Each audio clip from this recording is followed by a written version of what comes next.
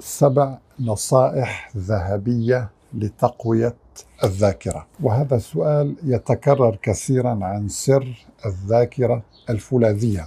اليوم أحبتي في الله سأحدثكم عن تجربتي الشخصية مع قوة الذاكرة حتى يتبين لهم أنه الحق. أهم ما يملك الإنسان هو الذاكرة، لولاها يموت الإنسان. تصور إنسان فقد عقله، حياته تتحول إلى جحيم. لذلك الذاكرة مهمة جدا في حياتنا. تخيل هناك ذاكرة للعضلات، ذاكرة في القلب، ذاكرة للجلد، ذاكرة للروائح. تخيل لو أنك فقدت ذاكرة الروائح، سوف كلما شممت رائحة جديدة عليك أن تتعلمها كأنك تشمها لأول مرة. هناك ذاكرة في اللسان، ذاكرة الكلمات، ذاكرة للعين. فإذا أنواع الذاكرة كثيرة، ولكن اليوم نريد أن نتأمل هذه النصائح من تجربة شخصية، وأنا طبعا غيرت الكثير في حياتي حقيقة. أنا أضع لك النصيحة رقم 1 أخي الحبيب، وهي نصيحة مهمة جدا، ربما قليل من يخبرك بها، وهي حفظ القرآن العظيم. وسأقنعك بأن هذه أقوى طريقة، أو النصيحة رقم 1 لذاكرة قوية جدا. سأقنعك. أولا، الذاكرة كيف تتشكل؟ كيف تتعامل أنت مع الذاكرة؟ من خلال اللغة. فاللغة الضعيفة لا يمكن أن تنتج إلا ذاكرة ضعيفة. فإذا أردت أن تتمتع بذاكرة قوية، عليك أن تقوي لغتك العربية. وأقوى طريقة لتقوية اللغة العربية هي حفظ القرآن، وليس مجرد القراءة، لأن هناك بعض الناس قد يستمع للقرآن 30 سنة ثم تجد أنه لا يتذكر شيئا. لماذا؟ لأن دماغه وقلبه يفكر بشيء آخر. يجب أن تضع القرآن رقم 1 في حياتك. سييسر الله لك حفظ القرآن. ولقد يسرنا القرآن للذكر فهل من مدكر. القرآن يقول لك فقط أنت عليك أن تبادر وتتذكر وتبدأ بتلاوة القرآن أو الاستماع إلى القرآن، وانظر كيف تتغير نظرتك للأمور، نظرتك للدنيا، استيعابك يزداد 1000 ضعف. وبخاصة إذا حفظت القرآن بتدبر وبتمعن. أنا هذه اللغة التي أتعامل معك الآن بها أنا اكتسبتها من القرآن مباشرة. وأنا لاحظت على نفسي أيها الأحبة أنني في بداية حفظي للقرآن كانت ذاكرتي ضعيفة جدا. أحب الأمور العلمية التحليلية أكثر من الأمور التي تحتاج إلى حفظ. ولكن اكتشفت أنني بعد أن حفظت أجزاء كثيرة من القرآن بدأت ذاكرتي تتطور، وبدأت أستوعب أي نص أقرأه. لماذا؟ لأنك إذا وضعت القرآن في دماغك وفي قلبك فأنت حقيقة تضع أعقد وأكبر موسوعة علمية في العالم. هي كلام الله، بل هو آيات بينات في صدور الذين أوتوا العلم.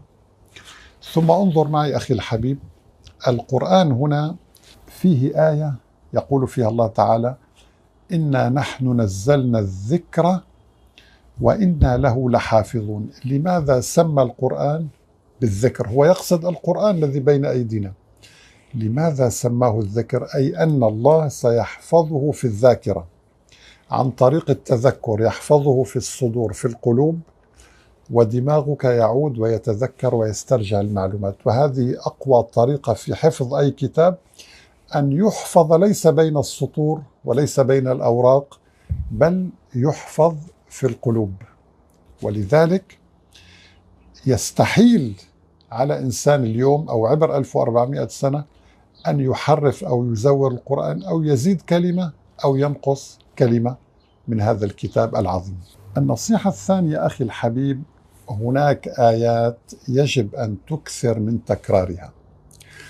يعني مثلا في سورة الأعلى الله سبحانه وتعالى يقول: سنقرئك فلا تنسى، سنقرئك فلا تنسى. وهناك آية: واذكر ربك إذا نسيت وقل عسى أن يهديني ربي لأقرب من هذا رشدا. هذه آيات عندما تكررها كثيرا فإن فيها طاقة شفائية أنت لا تراها، ولكن تحدث تغيير كبير في ذاكرتك بإذن الله سبحانه وتعالى. إذن الدعاء وذكر الله.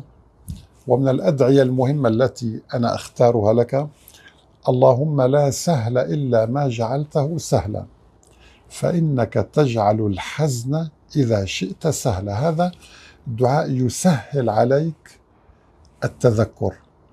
وذكر الله عندما تقول سبحان الله والحمد لله ولا إله إلا الله والله أكبر ولا حول ولا قوة إلا بالله وتكررها كثيرا، فهذا يعينك على التذكر، لأن الله هو الذي يقول لنا: واذكر ربك إذا نسيت. فذكر الله يجعل القلب مطمئنا، يعطيك صفاء الذهن، فتأتي المعلومة جاهزة أمامك فتتذكرها. النصيحة الثالثة: ضرورة الرياضة أو المشي. أفضل أنواع الرياضة المشي، والمشي السريع، لأنه اكتشف حديثا أنه ينمي خلايا عصبية جديدة في منطقة الذاكرة الحصين. هذه المنطقة مسؤولة عن الذاكرة. المشي ينشطها ويجعلها تنمي أو تنتج خلايا عصبية جديدة. وبالتالي أخي الحبيب، هذا ما نصحنا به النبي عليه الصلاة والسلام. قال: عليكم بالنسلان، أي المشي السريع. ونصحنا وقال: أكثر ما يمحو الله به الخطايا ويرفع به الدرجات ما هو كثرة الخطى إلى المساجد. فإذا عليك بالمشي. هذه هي النصيحة الثالثة. النصيحة الرابعة: نوعية الغذاء، لأنك بالنتيجة ما تدخله إلى جوفك سوف ينتقل إلى دماغك عن طريق الدم. وبالتالي احرص أن تبتعد عن السكريات المصنعة، الوجبات السريعة، المشروبات الغازية، اللحوم المصنعة إلى آخره. ارجع للطبيعة، لما خلق الله لك. كلوا من طيبات ما رزقناكم. على رأس هذه الأغذية أنا بالنسبة لي زيت الزيتون رقم 1، والعسل، والحبة السوداء، وهذه كلها وردت في أحاديث النبي عليه الصلاة والسلام. قال: كلوا الزيت وادهنوا به فإنه من شجرة مباركة.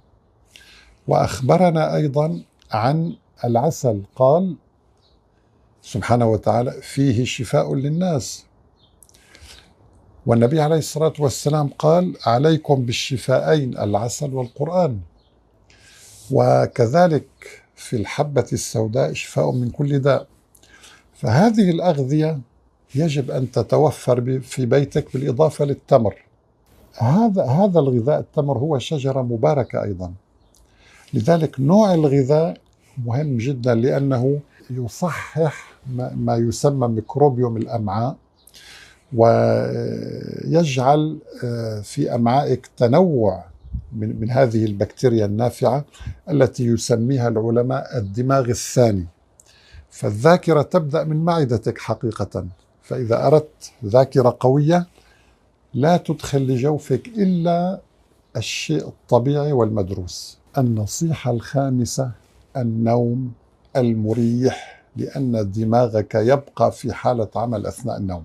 والإنسان إذا نام وهو مهموم وهو يفكر ماذا سأفعل غدا، كيف سأحل هذه القضية، وكيف يراكم هذه الهموم في دماغه، فتعطل عليه النوم الجيد، وبالتالي لا يستفيد كثيرا من أداء الدماغ أثناء النوم. الدماغ يبقى في حالة عمل، ويعيد ترتيب المعلومات، ويقوم بتنظيف الدماغ، ما يسمى بتنظيف الدماغ من المعلومات التافهة، مثل تماما عندما تنظف بيتك.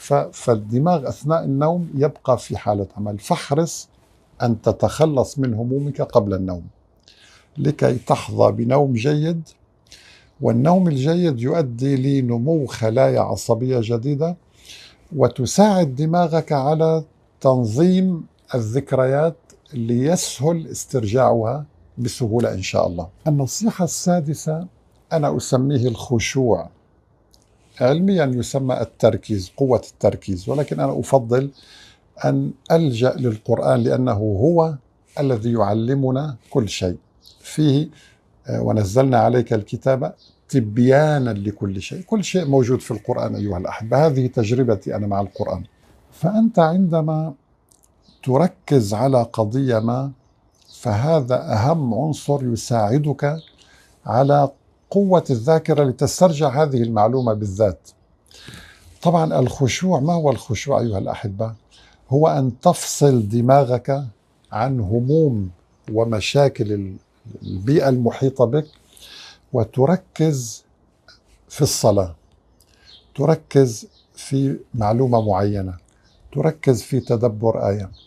تريد أن تتذكر معلومة في الرياضيات، في الفيزياء، في أي علم كان، في الاقتصاد، تركز على هذه المعلومة وكأنك غبت عن الوجود من حولك. فهذا الخشوع يجب أن تدرب نفسك عليه، وهناك دراسات لجامعة هارفارد تؤكد أن ما يسمى بالمديتيشن أو التأمل أو التركيز على شيء معين يقوي الذاكرة كثيرا ويساعدك على تنشيط منطقة مهمة هنا اسمها منطقة الناصية، التي فيها اتخاذ القرار وفيها التوجه والقيادة وفيها الإبداع أيضا. إذن مهم جدا أن تمارس الخشوع، والقرآن حدثنا عن ذلك. قال تعالى: قد أفلح المؤمنون الذين هم في صلاتهم خاشعون. صدق الله العظيم. النصيحة السابعة تجربتي طبعا، التفاؤل والتسامح، لأنك طالما أنك تغضب وطالما أنك تنظر نظرة سيئة للأمور من حولك وطالما أنك تتشائم فأنت تجهد جسدك وترهق النظام المناعي، وجسمك يقوم بإفراز كميات كبيرة من هرمون الإجهاد الذي يدمر جهاز المناعة ويعطل عملية التذكر. وبالتالي التفاؤل مهم جدا. النبي عليه الصلاة والسلام كان أكثر الناس فألا وكان يعجبه الفأل الحسن، وأكثر الناس عفوا وتسامحا كان النبي عليه الصلاة والسلام. طيب ما الذي يحدث في دماغي عندما أتسامح؟ ادفع بالتي هي أحسن السيئة. إنسان أساء إليك اعفو عنه، اعفو عمن ظلمك، وأعط من حرمك، وصل من قطعك. انظر إلى هذه النصائح النبوية الرائعة. أنت عندما تتسامح مع الآخرين وتتخلى عن الغضب والحقد وحب الانتقام، ما الذي حدث فعلا؟ الذي حدث أنك فرغت دماغك من كل الأفكار الانتقامية، وبالتالي أصبحت تتمتع بصفاء للذهن، فأنت ساعدت دماغك على التذكر، لأن عملية التذكر عملية معقدة تتأثر بأي مؤثر خارجي. فالإنسان الذي يغضب يستحيل أن يتذكر بصورة جيدة، إنسان متشائم لا يتذكر جيدا، إنسان مكتئب لا يتذكر جيدا. وأختم أخي الحبيب بهذه الآية، أنصحك بقراءتها دائما. عسى الله سبحانه وتعالى أن يفرحنا بلقائه يوم لا ينفع مال ولا بنون إلا من أتى الله بقلب سليم. قال تعالى: علمنا كيف نفرح، قل بفضل الله وبرحمته فبذلك فليفرحوا هو خير مما يجمعون. صدق الله العظيم. وآخر دعوانا أن الحمد لله رب العالمين، والسلام عليكم ورحمة الله تعالى وبركاته.